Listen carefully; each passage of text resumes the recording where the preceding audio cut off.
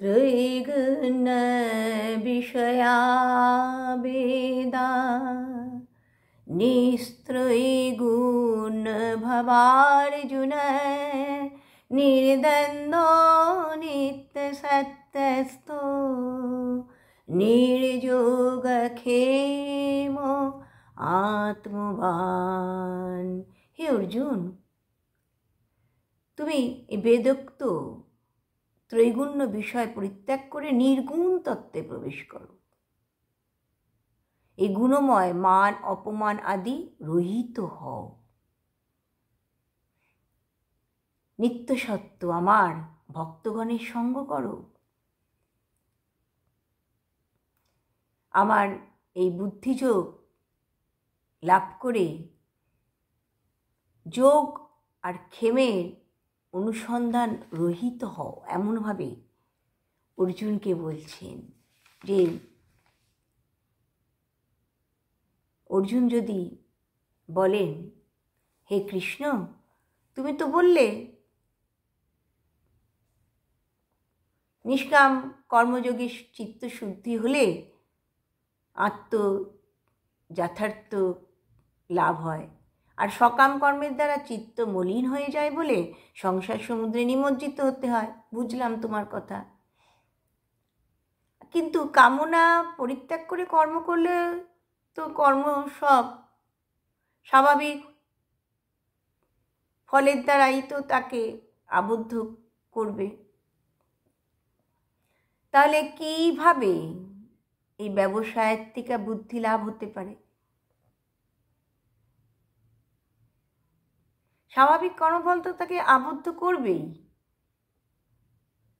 স্বাভাবিক কর্মফল তো তাকে আবদ্ধ না করে ছাড়বে না। তাহলে এই ব্যবসায়ের থেকে বুদ্ধি লাভ কিভাবে হবে?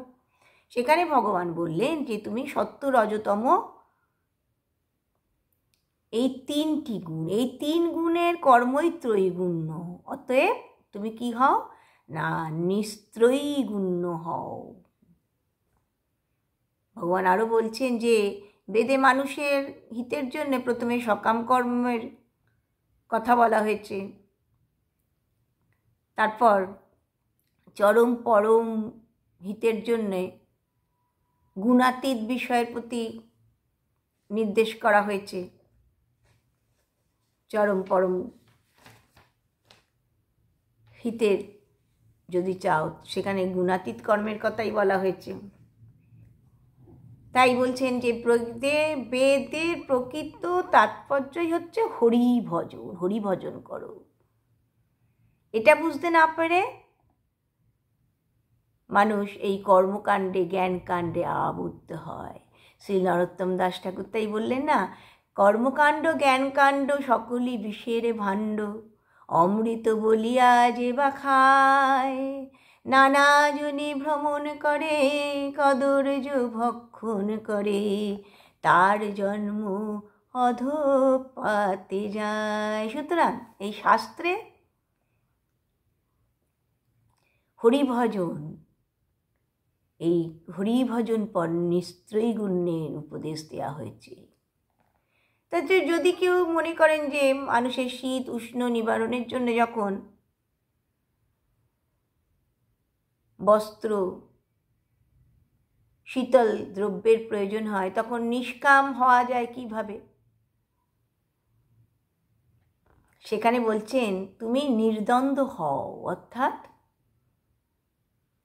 এই মাত্রা স্পর্শাস্তু কৌন্তেয় শ্লোকের বলছেন কি না, তুমি শীত উষ্ণ সব দ্বন্দ্বকে তুমি দ্বন্দ্ব সহিষ্ণু হও, সব কিছু তুমি সহ্য করতে শিখো। তাতে বলছেন যদি বলেন যে শীত উষ্ণ জনিত যে অবস্থা সেটা যদি অসহ্য হয়, তাহলে তাকে কীভাবে সহ্য করব? তার উত্তরে বলছেন তুমি নিত্য সত্যস্থ হও, অর্থাৎ শুদ্ধ সত্যে অবস্থিত হও।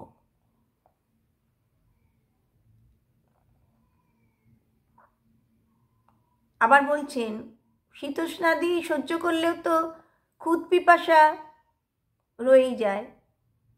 এই ক্ষুধ পিপাসা নিবারণের জন্য অলব্ধ বস্তুর লাভ, লব্ধ বস্তুর রক্ষা করবার জন্য তো যত্ন করতেই হবে। তাহলে কিভাবে এই নিত্য সত্তা অবলম্বী হওয়া যাবে? তার উত্তরে বলছেন, তুমি যোগ ও ক্ষেম পরিত্যাগ করো। তাই বলছেন যে সব পরিত্যাগ করলে কিভাবে জীবন কাটাবো? সেখানে বলছেন তুমি আত্মবান হও, অর্থাৎ সব কিছু চিন্তা সেরে তুমি ভগবানের চিন্তা করো, অনন্যভাবে তাকে চিন্তা করো। তাই বললেন অনন্য চিন্তয়ন্ত মাং যে জনা পর্যুপাসতে তেষাং নিত্যাভিযুক্তানাং যোগক্ষেমং বহাম্যহম। চৈতন্য ভাগবতে শ্রীমান মহাপ্রভু বলছেন, যে যে জন চিন্তে মোরে অনন্য হইয়া, তারে ভিক্ষা দেই মুই মাথায় বহিয়া। যেই মোরে চিনতে নাহি যায় কারো দ্বারে, আপনে আসিয়া সর্ব সিদ্ধি মিলে তারে। অতএব ভগবানের চিন্তায় রত হও, অনন্য চিন্তয়ন্ত মাং, তাকে সব কিছু ত্যাগ করে তাকে চিন্তা করো।